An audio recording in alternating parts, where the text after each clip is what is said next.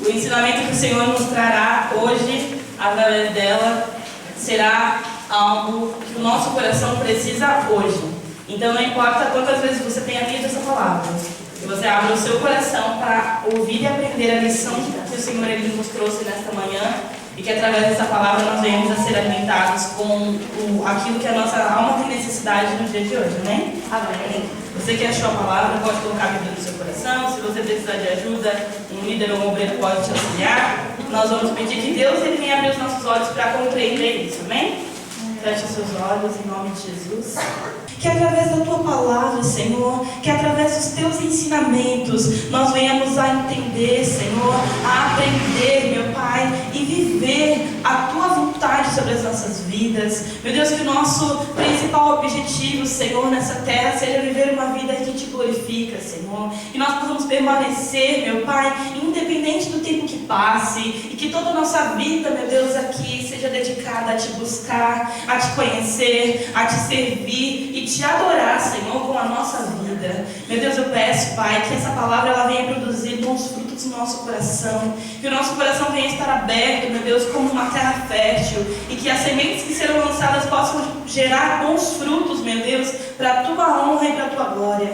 Fala aos corações daqueles que vieram aqui ouvir a tua voz, que o Senhor possa usar a minha vida, meu Deus, e que através de mim, Senhor, a tua vontade ela venha ser falada, meu Pai, aqui hoje. Eu entrego, Senhor, a vida de todos nas tuas mãos e te agradeço, meu Deus, pela oportunidade de estarmos aqui te buscando, te adorando e recebendo da tua palavra e do teu alimento. Que o Senhor abençoe, meu Deus, este momento da tua palavra, em nome do Deus que é Pai, Filho e Espírito Santo. Amém. E graças a Deus. Amém, pessoal? Amém. A palavra de Eclesiastes ela é uma palavra muito forte, né? E aí ontem, orando, Deus ele falou comigo. Quando eu abri essa palavra, eu fiquei muito feliz, né? Porque ela é uma palavra que ela é muito rica em ensinamentos, mas ela principalmente, ela é uma palavra muito esclarecedora, né? E aí, essa palavra ela começa assim, né? Lá em Eclesiastes capítulo 3, versículo 1. Há um momento certo para tudo. Há tempo para cada atividade debaixo do céu. Há tempo de nascer, tempo de morrer, tempo de plantar, tempo de colher, tempo de matar e tempo de curar, tempo de derrubar e tempo de construir, tempo de chorar, tempo de rir, tempo de se entristecer e tempo de dançar, tempo de espalhar pedras e tempo de ajuntá-las, tempo de abraçar e tempo de afastar, tempo de procurar e tempo de deixar de buscar, tempo de guardar e tempo de jogar fora, tempo de rasgar e tempo de remendar, tempo de calar e tempo de falar, tempo de amar e tempo de odiar, tempo de guerra e tempo de paz. Essa palavra, ela é muito esclarecedora porque ela começa dizendo que há um tempo certo para todos os propósitos, né? Há um tempo certo para tudo e há um tempo certo para todo o propósito debaixo da terra. E aí eu, pensativa sobre essa palavra, né? Sabendo que ela é uma palavra que nós muito conhecemos, fiquei meditando nela e pedindo para que Deus pudesse esclarecer, Senhor, qual a mensagem, né? Qual a mensagem, através de uma palavra tão esclarecedora, o Senhor deseja trazer à tua igreja? E ali, pensando sobre os exemplos, né, do tempo que há nesses versículos que nós lemos aqui, eu vi que, assim, existem muitos tempos que essa palavra descreve e que nós já passamos na nossa vida, né? Nós já passamos por tempos de chorar, que são os tempos de tristeza, mas também já passamos pelos tempos de sorrir, que são os tempos, os bons momentos, né? Todos nós aqui caminhamos, né, numa vida onde a cada momento nós estamos passando por um tipo de tempo desse. O tempo de semear, o tempo de colher aquilo que se plantou, o tempo de falar, o tempo de se calar. São fases, né, da vida que todo ser humano passa. Mas algo me chamou a atenção nessa palavra, que existem coisas que essa palavra ela não diz que há tempo. E se essa palavra não diz que há tempo, é porque é algo que nós devemos fazer sem cessar. E uma dessas coisas é buscar o Senhor. Nós como filhos de Deus, nós como cristãos, precisamos aprender e entender que apesar de fases que nós passaremos em nossa vida, todo tempo deve ser tempo de adorar ao Senhor.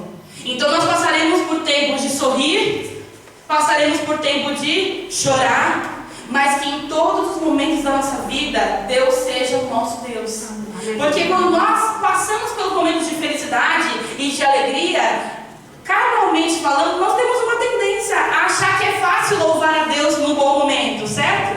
Mas aí quando o tempo da dificuldade vem, porque também é uma fase, esse tempo vem e muitas pessoas elas mostram o seu real caráter quando o momento de dificuldade vem, porque aí ela deixa de ter Deus como o seu Deus acima de todas as coisas. Aí o Deus dela é Deus dela enquanto ela estiver bem. Mas quando vier o momento de tribulação e o período de dificuldade, ele já não é mais o seu Deus.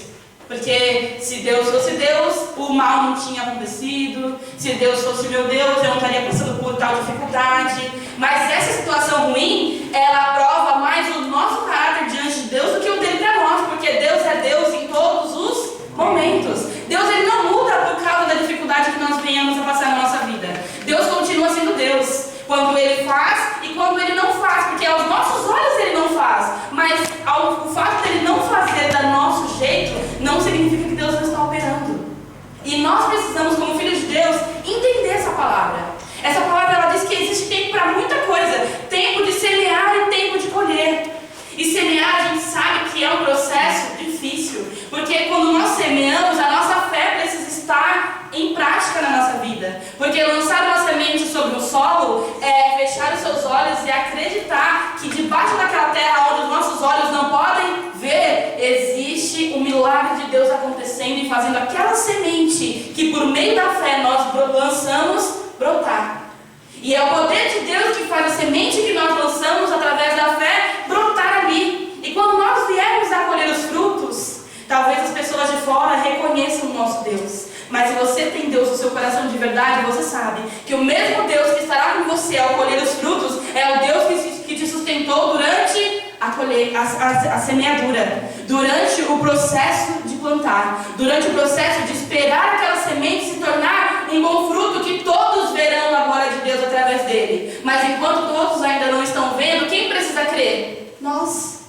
Nós precisamos crer que Deus está ali conosco, naquela fase, que é o período de plantar e muitas vezes chorar e muitas vezes duvidar, mas colocar a nossa fé no Senhor. E não deixar esse momento de que a nossa carne ali se sente fragilizada, se sente em dúvida, roubar a nossa fé. Essa palavra ela não diz que há tempo para adorar e tempo para blasfemar. Essa palavra não diz que há tempo para buscar a Deus e tempo para ser ingrato. Porque isso são coisas que nós não podemos ser, independente da fase da vida que nós estejamos. Nós precisamos ser pessoas constantes naquilo que é princípio. Porque a vida é feita de fases, a nossa fé não pode ser. A nossa fé não pode ser feita de uma oscilação. E quando essa fase da vida estiver passando, nós deixarmos de entender que Deus ele é o Deus da nossa vida e a nossa fé e a nossa esperança precisam estar nele, independente da situação. E essa é a palavra que Deus ele quer falar conosco nesta manhã. Deus ele quer nos ensinar que se o Senhor ele estiver conosco, se Deus ele estiver no lugar certo, sendo o primeiro no nosso coração, não importa qual seja a fase da vida que nós iremos passar, com Ele nós temos uma esperança. Nós temos a esperança da glória. Nós temos a esperança de que todas as fases da nossa vida aqui nessa terra são o quê? Passageiras. E não existe nada que pode roubar aquilo que o Senhor se entregou naquela cruz para comprar para nós, que é a nossa salvação. Então, se nós estivermos dispostos a receber essa salvação, não existe nada que pode nos separar do amor de Deus. Nenhuma fase da nossa vida, seja ela boa ou ruim. Porque sim, existem pessoas que também se esquecem de Deus quando a fase da vida é o quê? Boa. Aí está passando por um vale, por um período de dificuldade, por um período de seca na vida dela. Vem, coloca a sua vida diante do altar, busca a Deus. Aí Deus o quê? Abençoa. E o que essa pessoa faz? Troca o abençoador pela bênção. Então a gente sabe que também isso pode acontecer. Pessoas podem deixar de buscar a Deus pela fase ruim, pessoas podem deixar de buscar a Deus pela fase boa, mas se nós somos filhos de Deus que entendemos que o nosso reino, que a nossa maior recompensa é a nossa salvação, não existe nada que pode nos separar do amor de Deus. Não importa qual seja a fase da nossa vida que nós venhamos a passar. Deus, Ele deve ser o nosso Deus em todas elas. Nós precisamos adorar e buscar a Deus em todos os momentos. Até quando diante dos nossos olhos esse período de dificuldade esteja acontecendo, sabe? Nós precisamos acreditar que existe esperança e que existe conforto em Deus para a nossa vida. Como nós falávamos no Encontrão, né? A pastora falou sobre os baldes que nós precisaríamos deixar e sobre os baldes que nós precisaríamos o quê? Carregar. Porque quando nós temos o Senhor na nossa vida, o jugo dele é suave e o nosso fardo é o quê? Leve. Não é fácil. Jesus não disse naquela palavra que teria um fardo fácil.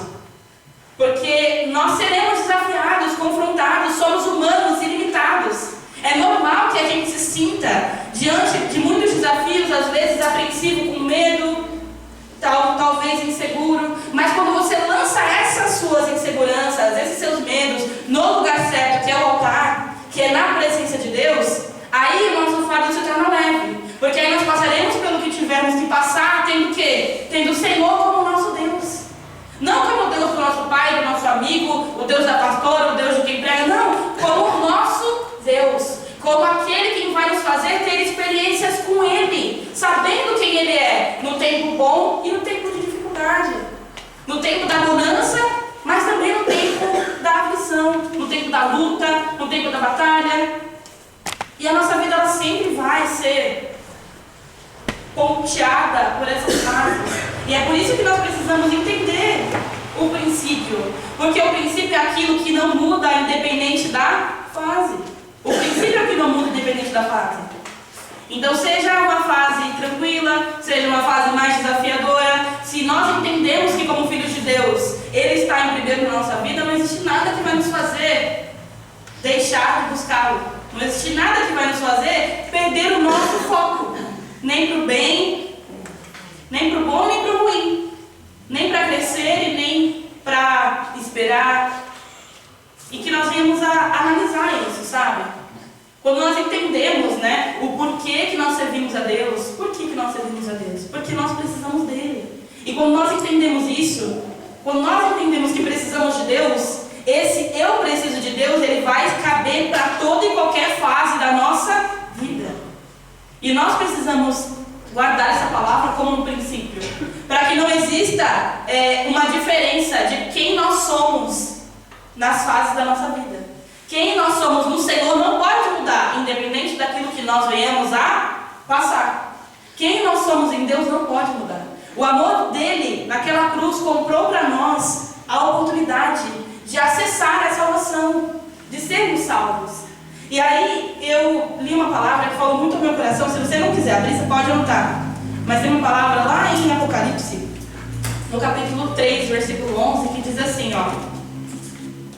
Apocalipse 3, 11, tá? E diz assim, ó. Venham em breve, apeguem-se ao que você tem, para que ninguém tome a tua coroa. Essa palavra é o próprio Senhor Jesus falando. Ele fala: venham em breve, apegue-se ao que você tem, para que ninguém tome a tua coroa. E por que essa palavra ela falou forte ao meu coração? Porque eu estava analisando, né, essa questão do tempo e essa questão de como nós devemos nos comportar diante das fases da nossa vida. E quando nós entendemos isso, nós mudamos o nosso comportamento, porque existe algo mais valioso para nós. E esse algo que é valioso para nós vamos lutar para não perder. Então, uma vez que nós estamos na presença de Deus, uma vez que nós recebemos dele a salvação, o Senhor Jesus ele nos dá um aviso, um alerta. Ele diz o quê? Em breve ele vem. E aí ele fala que nós devemos nos apegar, né? Nós devemos, em algumas outras palavras diz, guarda o que você tem. Essa versão aqui eu li diz, apegue-se ao que você tem, para que ninguém tome a tua coroa. E a gente sabe que quando essa palavra fala sobre a coroa, ela está falando sobre o nosso galardão. E a gente, aqui na terra, pode ofertar a Deus, né? Ofertar a Deus com os nossos bens, ofertar a Deus com o nosso dinheiro, ofertar a Deus com as nossas posses, ofertar a Deus com a nossa obra, com aquilo que a gente faz, com o nosso tempo dedicado a Deus. Mas a Bíblia fala que a nossa coroa é o galardão que nós teremos aonde? No céu, aonde o nosso dinheiro não entra, aonde a nossa riqueza não entra, aonde as obras das nossas mãos não serão suficientes diante da glória do Senhor. Porque a glória de Deus é muito maior do que qualquer coisa que nós poderemos oferecer. Mas lá mais pra frente, em Apocalipse mesmo, a Bíblia diz que o quê? Os 24 anciões, eles se apresentam as suas coroas aos pés do Cordeiro. Então, essa coroa que nós precisamos guardar para apresentar, não é para a nossa própria glória, mas será a nossa oferta diante de quem? Do Senhor. Quando nós preservamos, né, aquilo que é espiritual, quando nós entendemos esse aviso do Senhor para guardar a nossa coroa, ou seja, para fazer aquilo que realmente importa aqui, nós estamos acumulando um tesouro que os nossos olhos não podem ver. E esse tesouro é o nosso galardão, é aquilo que nós apresentaremos diante do Senhor, que materialmente não pode ser comprado, que materialmente não pode ser adquirido, porque isso só acontece quando nós entendemos o porquê nós estamos nessa terra. Nós fomos feitos para glorificar ao Senhor. E uma vez que fomos salvos, tudo aquilo que nós fazemos aqui não é para comprar a nossa salvação. Porque não existe nada que o homem possa fazer que pudesse comprar isso. A nossa salvação, ela só está no nosso acesso porque o Senhor Jesus fez o quê? Pagou o preço de sangue para nos dar esse acesso à salvação. Então a salvação que nos deu foi o Senhor. Mas o nosso trabalho aqui para o reino dele é para fazer com que a nossa coroa ela exista e ela sirva na glória com Deus, para glorificar a Deus, para que nós possamos apresentar uma coroa, um galardão agradável ao Senhor. E quando nós entendemos isso, não existe nada que pode roubar, não existe fase nenhuma que pode nos tirar da visão certa, do princípio certo. Então, se você está na fase de dificuldade, você entende que você não foi feito para esse mundo e que essa fase ruim ela vai passar. E ainda que o final dela seja a morte, como Paulo diz, o viver é Cristo e o morrer é o quê? É lucro, porque muito mais nós viveremos com o Senhor e nada pode se comparar com essa terra lá. Essa é a nossa esperança e essa também deve ser a nossa motivação. Porque essa palavra ela é um alerta. Ela é um alerta que o Senhor ele diz que nós devemos guardar o que nós temos para que ninguém roube a nossa coroa. Então significa que em algum momento da nossa caminhada aqui, essa coroa pode ser o quê? Roubada. E meu amado, nós acabamos de ler uma palavra que fala a respeito do tempo e fala a respeito das fases da nossa vida. E se por um lado existe algo que o Senhor Jesus comprou, que é a nossa salvação, e isso ninguém pode roubar, porque não é sobre nós, é sobre o que Jesus fez, existe algo que o diabo vai tentar lutar para roubar de nós. Já que ele não pode fazer isso com a salvação, porque quem comprou foi o Senhor Jesus, ele vai tentar roubar algo de mim e de você, que é a nossa coroa. E como que isso acontece, obreira? Isso acontece quando o diabo ele consegue roubar de nós algo muito precioso, que é o tempo. Quando o diabo ele consegue roubar de nós o tempo que nós poderíamos estar dedicando para o Senhor, para adquirir a nossa coroa, para construir um galardão nos céus, ele já teve a vitória dele. Porque a salvação quem comprou foi o Senhor Jesus. Então isso ele não pode roubar, mas o galardão ele pode. Mas a coroa ele pode. E por isso o Senhor Jesus ele começa a palavra dizendo o quê? Volto em breve. E aqui ele também está falando de quê? De tempo. Porque o tempo ele pode ser uma armadilha se nós não tivermos a motivação certa. Se a gente não tiver muito claro dentro do nosso coração qual é o princípio, né? Como eu acabei de falar, qual é a razão pela qual nós vivemos e qual é o nosso principal foco, que é a nossa salvação, que é a nossa vida com Deus. Satanás ele pode tentar roubar o nosso tempo, sabe? Ele pode tentar fazer com que aqui na terra você viva uma vida que não é a vida que Deus ele sonhou para você. E aí essa palavra que nós lemos de Eclesiastes que fala que há tempo para todo propósito, não se cumpre sobre a sua vida, porque viver sem propósito é perder o quê? Tempo. Viver sem viver o propósito que Deus tem para nós é perder tempo. E aí muitas pessoas caem nessa armadilha, por quê? Porque ela é uma armadilha inofensiva aos olhos carnais. Quando o diabo rouba o tempo de alguém, essa pessoa ela não consegue com os olhos físicos na hora enxergar que o tempo que ela poderia estar gastando, investindo na vida dela, para que ela pudesse construir ali a coroa dela, para que ela pudesse ali acumular o galardão celestial dela, ela está perdendo no mundo, vivendo algo que não é o que Deus tem para ela, vivendo sem entender qual é o propósito que Deus tem para ela, porque nós somos seres individuais e o propósito que Deus tem para mim é diferente do que o propósito que Deus tem para você. Mas é importante que, como filhos de Deus, a gente encontre no Senhor para o que nós fomos chamados, o que o Senhor quer fazer através de nós aqui, nesse tempo. Porque enquanto nós não entendemos isso, a nossa vida ela passa a ser uma vida de perca de tempo. E muitas pessoas caem nessa armadilha porque ela, aos olhos físicos, ela é inofensiva. As pessoas acham que perder tempo não é nada demais. As pessoas acham que perder tempo é diferente. Porque como aos olhos dela ela não vê, não é uma ferida aberta, não é uma causa que faz ali a carne dela, o corpo dela sentir naquele momento, ela acha que isso é menos importante. E enquanto isso, o diabo está trabalhando aqui, ó. Está trabalhando com a permissão dela enquanto ela perde tempo e deixa de fazer aquilo que ela deveria nessa terra, que é cuidar para não perder a sua coroa. E olha como isso é forte. Eu estava pensando sobre isso, e nós precisamos permitir que o Senhor, Ele nos faça amadurecer espiritualmente. Porque só amadurecendo espiritualmente nós vamos entender que existe um tempo para cada coisa, que nós passaremos por fases da nossa vida, mas em todas essas fases nós precisamos guardar a nossa coroa. Em todas essas fases nós precisamos buscar a Deus e nele a nossa salvação, seja qual for o tempo, meu amado. É como o desenvolvimento de alguém. Você que é pai, mãe, você que acompanha o crescimento de uma pessoa, você consegue identificar quais são as fases de um filho, não é? Uma mãe, por exemplo, que tem um filho pequeno, ela sabe que aquela fase de dependência, o filho é dependente para se alimentar, para se trocar, para se limpar, para escovar o dente. A Isabela, por exemplo, que é a criança da nossa casa, ela hoje vive uma fase que ela está entrando na adolescência, mas a gente já cuidou dela como um bebê. Então existem, por exemplo, funções, existem coisas que enquanto ela era criança, ela dependia dos adultos à volta dela, dos pais, da gente, para fazer. E essas mesmas coisas, hoje em dia, ela já não depende mais.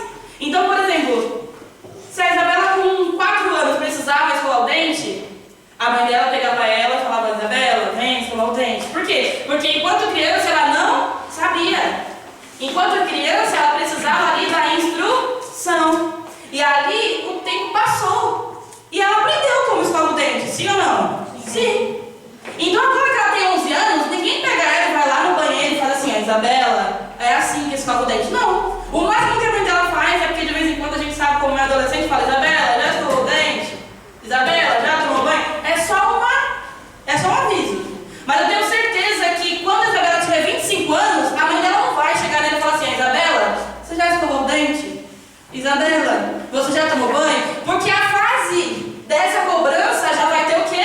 Passado. Eu tenho 25 anos, a Isabela tem 11. A mãe da Isabela fala: Isabela, você foi tomar banho? Só pra, caso ela não tenha ido, ela ir. Mas a mãe dela já não entra mais no banheiro, já não segura mais a cabeça dela na banheira, já não tem risco mais dela se afogar tomando banho. Não, porque se a gente pegar o Henrique e colocar ele pra tomar banho sozinho, o que vai acontecer? Ele vai se afogar. Porque o Henrique está numa fase de dependência. A Isabela já está na fase onde ela consegue andar com a própria perna para fazer algumas coisas, como escovar o dente, como tomar banho. Mas quando eu chego na minha casa, minha mãe não fala assim: ô Larissa, você já tomou banho? Não! Porque eu já cheguei na idade onde eu sei qual é a hora que eu preciso tomar banho, qual é a hora que eu preciso me alimentar, qual é a hora que eu preciso ter o tempo com a minha família, qual é a hora que eu preciso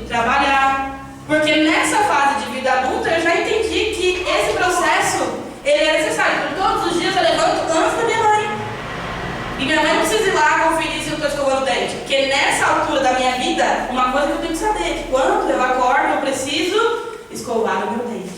Espiritualmente é a mesma coisa. Nós temos pastoras, nós temos aqui uma igreja, né? Porque o Senhor Jesus, Ele nos fez dessa forma, como igreja, como corpo, para que a gente pudesse se ajudar. Mas aí a pastora, ela faz isso com um jovem novo na fé. Ele vem e ela vai ensinar o beabá da fé. Ela vai ensinar ele a escovar o dente espiritualmente. Que ele tem que ler a Bíblia, que ele tem que aprender a jejuar, para que serve cada coisa, como que fortalece a fé, o que ele tem que acessar, o que já não faz mais parte da vida dele se ele for uma pessoa de Deus, o que ele pode seguir, como ele não deve se influenciar pelo mundo. Essas coisas são coisas o quê? Básicas. E quando uma pessoa ela chega na fé, ela precisa aprender. Mas se passar 10 anos essa pessoa na fé, é muito óbvio que eu, como obreira, por exemplo, não chego na minha pastora para sentar para ela e falar assim: pastora, como que é que jejua?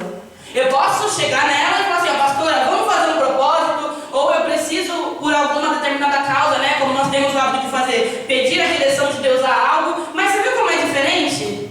Não é mais aquele beabá. Por quê? Porque o tempo passou, nós mudamos de fases e nós precisamos o quê? Amadurecer. Então, assim como uma criança passa pela fase da adolescência, depois ela se torna um adulto, o tempo passa e essa criança cresce e amadurece. Na fé nós precisamos da mesma forma. O tempo precisa passar, nós precisamos conhecer o Senhor e nós precisamos crescer e amadurecer. Mas aí muita gente acaba caindo, muita gente acaba naufragando na fé no meio do caminho. E aí o que acontece com a pessoa que caiu nesse período? Ela perdeu o quê?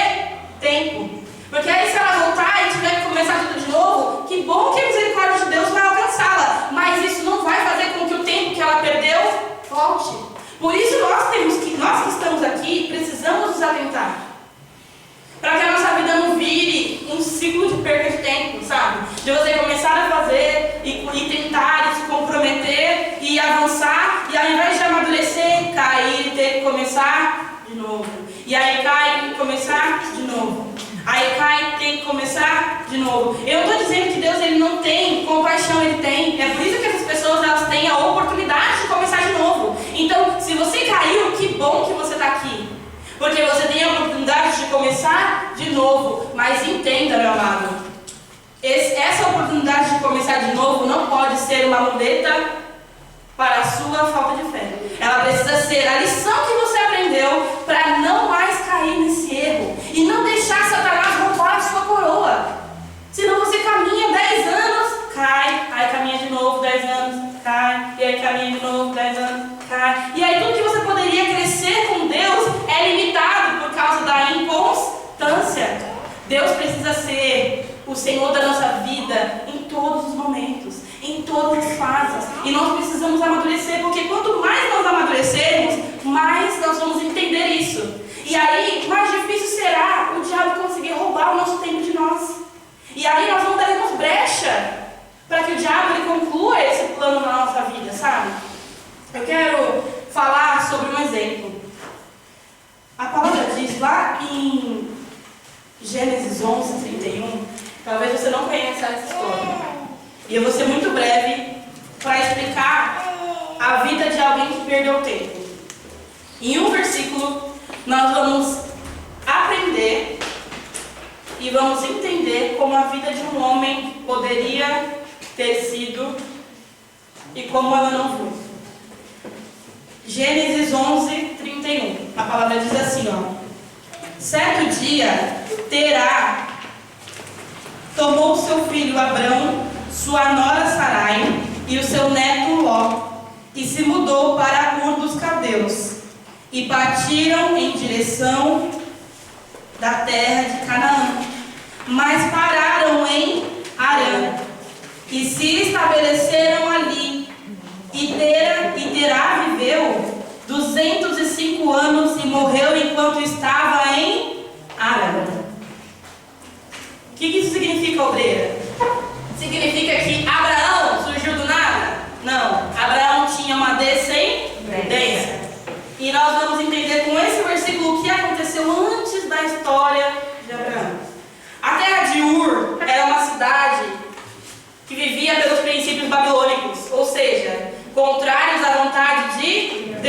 adoravam outros deuses, tinham costumes babilônicos e tudo aquilo era algo que Deus abominava. E existia um homem chamado Terá. Este homem era pai de Abrão. Mas Abrão não era o único filho de Terá. Eu vou falar para vocês, ele tinha 3 filhos. E aí lá no começo do capítulo 11, fala sobre a genealogia, se você quiser, você pode ler na sua casa. Abrão, ele tinha 2 irmãos. E esses 3 eram filhos de Terá: Abrão, Naor e Harã. E esses filhos de Terá, eles viviam juntamente com ele ali na terra aonde os princípios eram de Deus? Não. Mas aí a gente descobre que Terá já tinha o intuito de sair daquela terra para ir para onde? Canaã. E a gente sabe que Canaã é a terra de Deus. Então aquele homem, o pai de Abrão, que ainda não tinha, a gente ainda esquece aqui, Abrão não tinha tido ainda a mudança de nome dele, o encontro com Deus dele. A gente não está falando aqui de Abrão, a gente está falando de Terá. O homem que teve a primeira chance. E aí o que acontece? Ele está ali na terra de Ur. Ele entende ali que ele precisa sair daquela terra para partir para onde? Canaã. E aí a Bíblia fala que ele se mudou de Ur e eles partiram em direção a Canaã. Aí tem um mas. Aí a Bíblia fala, mas pararam em Harã. E Harã era a cidade que tinha o nome do outro filho de Terá, irmão de Abrão. E esse filho havia morrido na terra de Ur. E aí eu vou te falar o que aconteceu com esse homem. Esse homem não conseguiu chegar ao seu destino final, que era o quê? Canaã. Porque quando ele passou pela terra, que lembrou a ele que ele tinha uma ferida na alma, aquela ferida foi maior do que o seu propósito. Então nós vemos essa história e que talvez se o comportamento de Terá tivesse sido diferente, ele seria o pai da fé e Abraão seria um filho da fé. Ele poderia ter uma história com Deus, porque se ele chegasse a Canaã, ele poderia ouvir o que Deus tinha para dizer a ele. Mas ele não chegou, porque teve um mas na história de Terá. E esse mas fez com que ele parasse aonde ele foi ferido. A genealogia toda do capítulo 11, se você quiser ler na sua casa, sempre fala assim, dos pais, aí dos filhos que eles geraram, aí a morte dos pais e a continuação da descendência. Mas na história de Terá foi o contrário. Ele não morreu, ele enterrou o seu filho. E aquilo gerou nele uma dor profunda. Aquilo gerou nele algo que machucou a sua alma. Mas ele precisava reagir àquilo e continuar o seu caminho para sair da Babilônia, para sair ali de Ur, que era onde Deus não ia poder contar com ele, e chegar até Canaã para viver um novo tempo. Mas ele não conseguiu. E esse mais aqui nesse versículo, ele interrompe o projeto de Deus. E aí, como nós sabemos, no capítulo seguinte, Deus ele vai chamar quem? Abraão. Deus chama Abraão e fala para ele o quê? Sai da sua terra. Aonde eles estavam? Em Harã. Eles estavam em Harã e aquela terra era tão maldita quanto a terra de Ur, porque não era onde Deus queria que eles estivessem. Mas como Deus não pôde contar com Terá, Deus iria usar Abrão. Por quê? Porque Abrão era melhor que Terá? Não. Mas porque a palavra diz assim, ó, lá em Gênesis 12. Então Abrão partiu como o Senhor havia instruído. Então Abrão poderia não estar totalmente pronto naquele momento, mas ele tinha uma coisa que ele fez certo. Ele seguiu aquilo que o Senhor instruiu e foi viver aquilo que Deus mandou. E Deus mandou ele deixar os seus descendentes, deixar a sua parentela, e Deus não falou para onde ele iria. Deus falou o quê? Vai para a terra que eu te mostrarei. E ali começa a vida de Abrão com Deus. Para você ter uma noção de como deve ter sido ruim a experiência de Terá com seus familiares naquela cidade, Abrão nem sabia para onde eles estavam indo. Porque quando Deus manda ele se levantar para ir para a terra que ele ia mostrar, Deus também não dá um nome. Mas ele nem cogita a possibilidade de ser Canaã, porque quem sabia disso era quem? Terá, e Terá não falou. Então percebe que aquela terra, aquele lugar, aonde tinha o nome do filho dele que morreu, talvez desencadeou nele coisas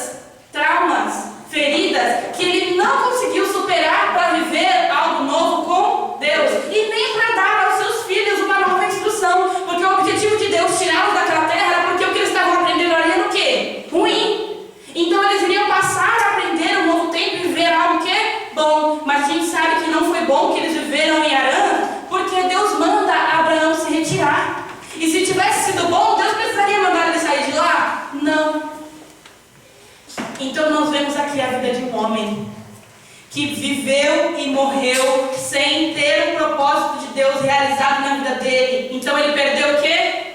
Tempo. Que bom que Abraão foi a pessoa que escolheu cumprir tudo aquilo que o Senhor ordenou. Mas seria talvez muito bom para ele poder ver um grande homem de Deus, o seu pai. Então ouça essa palavra, meu amado. Talvez seja muito importante para o seu filho ver você de pé, como um homem e uma mulher de Deus que Ele quer que você seja. É claro que Deus ele tem projetos que os seus filhos sejam filhos de Deus, sejam filhos usados na presença do Senhor, mas que o ministério de um não impeça o ministério do outro, porque Deus ele tem propósitos para cada um de nós, e eu imagino que talvez Abraão poderia ter sido muito mais feliz se ele tivesse uma história com a descendência dele, com o pai dele ali, com Deus para contar, e ele não teve. Ele precisou aprender a caminhar com Deus sozinho, porque o pai dele não foi o homem de Deus que conseguiu sair daquela terra e chegar ao destino de Deus, porque ele teve um mais no meio do caminho que fez ele perder tempo, fez ele perder a experiência que Deus poderia dar a ele, e fez ele não ser nem lembrado. Muitas pessoas nem sabem quem foi Terá, porque não é importante para a história da nossa fé? Não! Se eu te perguntar quem é Abraão, você não precisa abrir a história para saber quem ele é. Mas se eu te perguntasse, talvez antes de ler esse versículo, te explicar esse contexto, você não sabia quem era Terá. Porque Abraão precisou construir a história dele com Deus sozinho. Abraão precisou dizer: eis-me aqui para viver um novo tempo com Deus e não seguir o caminho dos seus pais, porque o caminho dos seus pais o levaram à perdição, a perder tempo, a perder o propósito que Deus poderia realizar e fazer ainda muito mais através daquela grande família. E nós, meu amado, precisamos aprender que as dificuldades, os tempos difíceis, as dores que muitas vezes nós passamos aqui nessa terra, elas não podem ser capazes de paralisar a nossa vida com Deus. Se Deus ele nos deu um caminho, um futuro, um destino, nós precisamos caminhar em direção a isso, independente das fases da nossa vida. Eu ouvi uma frase essa semana e eu fiquei muito pensativa sobre ela. Como vocês sabem, né? Eu gosto de futebol e em julho existe uma coisa que se chama janela de transferência. É quando os jogadores eles têm a possibilidade de mudar de time. E ali, como a próxima temporada começa em agosto, as negociações elas podem acontecer agora em julho, e quem tiver que mudar de time muda agora, para começar a próxima temporada já no time certo. É assim que funciona. E existe um debate a respeito dessa janela de transferência, e quando eu ouvi essa frase, na hora eu pensei no plano espiritual, porque na nossa vida espiritual também é da mesma forma. Existem jogadores que são mais conhecidos porque eles são o quê? Craques. Ou seja, eles são muito habilidosos no que fazem. E aí, se eu te falar o nome de alguns craques aqui, você vai conhecer, mesmo que você não acompanhe futebol. E se eu te falar o nome de outras pessoas que não são craques, talvez você não conheça. Porque o craque é aquele que se destaca. E, consequentemente, o craque ele tem o quê? Um valor mais caro. O time que quiser adquirir um craque vai ter que pagar mais caro do que o time que quiser contratar um jogador comum. E aí aconteceu que nessa janela de transferência existe um debate acontecendo a respeito de um craque. E esse craque, para ficar fácil de vocês visualizarem, todo mundo aqui sabe quem é o Neymar, né? E aí a gente sabe que ele tem um preço alto no mercado, porque ele é o quê? Um craque. Se você não gosta de futebol, você sabe quem ele é, porque ele é um craque. E aí existiu um debate a respeito de um time escolher comprar o Neymar ou escolher comprar outro jogador. E esse time escolheu comprar outro jogador e não escolheu comprar o Neymar. E esse time tinha dinheiro para pagar o valor que o Neymar custa, mas preferiu investir dinheiro num outro jogador. O nome dele é Stanley. Alguém já ouviu falar dele? Não, porque ele não é um craque. Então, a menos que você acompanhe futebol e saiba que ele joga no Manchester City, você não sabe. Porque não faz parte de você. Eu falei inglês para metade da igreja agora. Mas esse jogador, se comparado ao craque, tem uma vantagem, que foi mais importante na hora de ser contratado. Esse é o jogador mais disponível. E aí, quando a gente pega os números da temporada passada, a gente vê que do time que o Neymar está jogando hoje, ele não esteve presente em 20 jogos.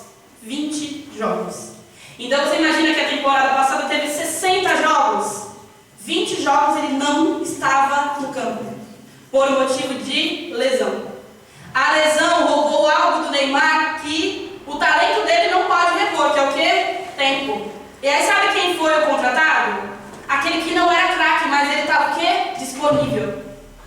Quando você pega os números desse rapaz que não é um craque, ele é mais vantajoso para se ter na sua equipe do que um craque. Porque de que adianta um craque se ele não joga? Para que serve um jogador se ele está o quê? Lesionado? Nada. Porque o jogador lesionado ele pode entrar em campo? Não. Mas o jogador que talvez não é tão craque, mas ele é disciplinado e ele tem menos lesões, então ele vai jogar mais jogos, esse é mais interessante para o time.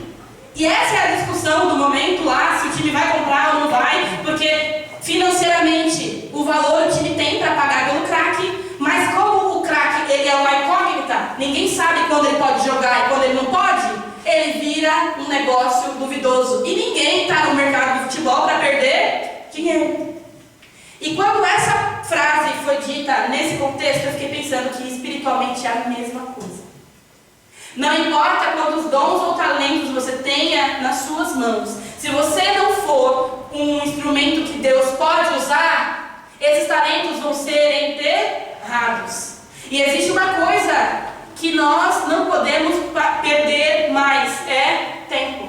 Nós não podemos perder mais tempo sem viver aquilo que Deus tem para nós. Se você foi chamado para jogar no time de Deus, se você não pode entrar em campo, você está perdendo tempo. Todo mundo lembra que a gente passou pela Copa de 2014 aonde? No nosso país.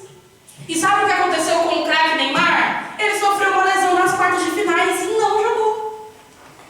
E a Copa do Mundo é o evento que todos os jogadores profissionais esperam a cada 4 anos para acontecer. É o principal torneio do mundo, onde todas as nações param, a gente para assistir, mas eles param para trabalhar. Eles trabalham durante 4 anos se preparando para quê? Para estar bem na Copa. Esse ano é um ano de Copa e todo mundo está preocupado nessa janela de ter um time para jogar, porque quem não jogar não vai para a Copa. E a gente sabe que ele não pôde ajudar a seleção brasileira em 2014, porque apesar de ser o Neymar, ele estava o quê? Machucado. Ele estava lesionado. E o craque pode ser a melhor pessoa do mundo, mas se ela não está disponível para jogar, ela não vai ter serventia. Entende o que aconteceu com o Terá? Ele passou por aquela situação, o filho dele morreu, e era uma situação difícil. Mas aquela situação difícil, ela não pôde ser uma situação onde Deus iria ensiná-lo, tratá-lo, cuidá-lo para que ele continuasse vivendo e chegasse para a terra prometida. Não. Aquela situação fez ele o quê? Parar. Ele parou ali e a Bíblia fala que Terá viveu 205 anos e morreu enquanto estava em Harã. Ele viveu 205 anos e não chegou aonde Deus queria que ele chegasse. E nós precisamos entender isso na nossa vida para não perder tempo, meu amado. Hoje é dia de ceia, hoje é dia de você parar para analisar, de você parar para entender qual é a vontade de Deus para a sua vida, o que você precisa fazer, o que você precisa deixar de fazer, como você pode melhorar e como você pode estar na sua melhor versão para estar em campo quando Deus precisar de você. Para estar ali, para ser usado quando Deus precisar contar com você. Porque deixa eu te falar, o Neymar não jogou 20 jogos, mas existe algo num time de futebol que se chama substituição. Nós não somos substituíveis aos olhos de Deus, mas algo não vai acontecer, que é a obra de Deus parar. Então, se Deus não puder contar com você, Ele vai contar com outro, mas a obra vai continuar acontecendo. Nós precisamos entender a importância disso, para não aceitar, não estar preparado quando for o tempo de Deus contar com a gente. Falar, meu Deus, eu tenho dificuldades, eu tenho limitações, talvez eu não seja o craque que eu acho que a outra pessoa é, mas o Senhor pode contar com uma coisa de mim, a minha disposição para fazer o que o Senhor quiser que eu faça. Amém. Esse vai ser o meu compromisso com o Senhor a partir de hoje. Eu vou dedicar o meu tempo, eu vou passar pela fase que for na minha vida, mas eu vou dedicar a minha vida a te servir, a te buscar, a guardar a minha coroa, e o diabo não vai roubar mais tempo de mim. Se esse for o seu princípio, não existe nada que pode te parar. Essa deve ser a